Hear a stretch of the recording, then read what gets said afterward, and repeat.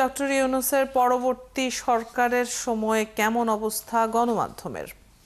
Transparency international Bangladesh TIB বলছে, accreditation card বাতিল ও mob সহ অরাষ্ট্রীয় শক্তির চাপে সরকারের নিষ্ক্রিয়তা বিতর্কের সৃষ্টি করেছে। বিশ্লেষকরাও মনে করেন, স্বাধীনতা এখনও নিশ্চিত হয়নি গণমাধ্যমের। জ্যেষ্ঠ সাংবাদিক বিভু রঞ্জনের ঘটনা গণমাধ্যম কর্মীদের আর্থিক অসচ্ছলতা ও চাপ প্রয়োগের উদাহরণ। শাহনাজ শারমিনের প্রতিবেদন। ফ্যালকন অ্যালুমিনিয়াম মাল্টিলেয়ার অ্যানোডাইজড হওয়ায় সম্পূর্ণ স্ক্র্যাচ প্রুফ। Falcon aluminium. এটার সাথে আবার মব সন্ত্রাসও যুক্ত হয়েছে, যেটার মধ্যে আবার গণমাধ্যম স্বাধীনতার চ্যালেঞ্জটা আরো বৃদ্ধি পেয়েছে।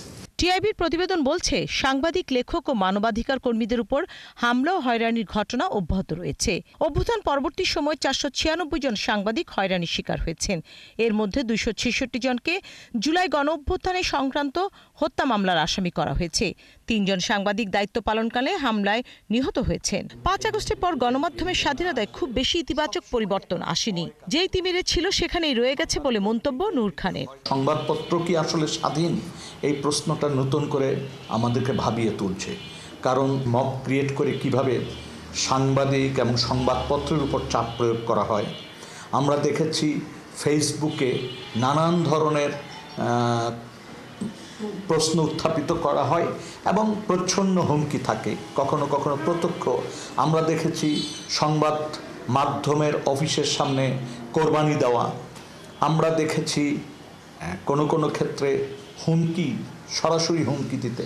সাধারণত গণমাধ্যমের স্বাধীনতা বাধা আসে দুটি সূত্র থেকে, একটি রাষ্ট্রীয় শক্তি আর অন্যটি এর বাইরে থেকে। পেছনের শক্তির চাপ বা অভ্যন্তরীণ কোনো মহলের বিবেচনায় সরকারের কিছু পদক্ষেপ বেশ বিতর্কিত, বলছেন টিআইবি নির্বাহী পরিচালক ইফতেখারুজ্জামান। অ্যাক্রিডিটেশনের যে তালিকা, সেটা নিয়ে বেশ একটা বিতর্কিত পদক্ষেপ গৃহীত হয়েছে সরকারের পক্ষ থেকে। এই ধরনের বিষয়গুলো অনেকটাই উদ্বেগের জায়গা সৃষ্টি করেছে। অন্যদিক থেকে সরকারের বাইরে যে শক্তি, তাদের চাপে, তাদের চাহিদায়, তাদের প্রতিক্রিয়ার উপর নির্ভর করে সরকার অনেক সময় এমন সিদ্ধান্ত নিয়েছে বা এমন নিষ্ক্রিয়তা দেখেছে, এমন অবস্থান দেখেছে, যেটা গণমাধ্যমের স্বাধীনতাকে সুরক্ষা করার মতো উপযোগী পরিবেশ সৃষ্টি করতে ব্যর্থতার পরিচয় দিয়েছে অনেক সময়। তার মতে, সংবাদকর্মীরা বা সংবাদপত্র স্বাধীন এটি বলার সুযোগ এখনো আসেনি। নিউজ লেখার পরে এক ধরনের প্রচ্ছন্ন হুমকি লক্ষ্য করা যাচ্ছে।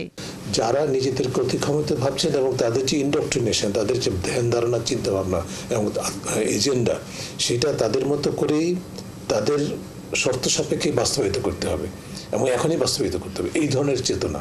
যদি ভয়ের পরিবেশ বিদ্যমান থাকে, তখন স্বাধীনভাবে কোনো কিছু চর্চা করা যাবে না বলে মত এই মানবাধিকার কর্মী। সবসময় একটা ভয় কাজ করছে সংবাদের ব্যবস্থাপনায় যারা আছেন, তাদের ভিতর ভয় কাজ করছে। বিভূদার লেখার মধ্য দিয়ে কিন্তু সব জিনিস আজকে সামনে চলে আসছে।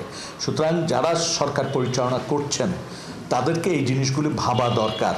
কারণ মানুষের ভিতর যদি ভয়ার্থ পরিবেশ থাকে, তাহলে কোথাও কিন্তু স্বাধীনভাবে কোনো কিছু চর্চা করার সুযোগ নেই। গণ অভ্যুত্থানের পর প্রত্যাশা তৈরি হলেও গণমাধ্যম ভয়হীন ও স্বাধীনভাবে কাজ করছে না বলে মনে করেন অনেকে। শাহনাজ শারমিন, ৭১, ঢাকা।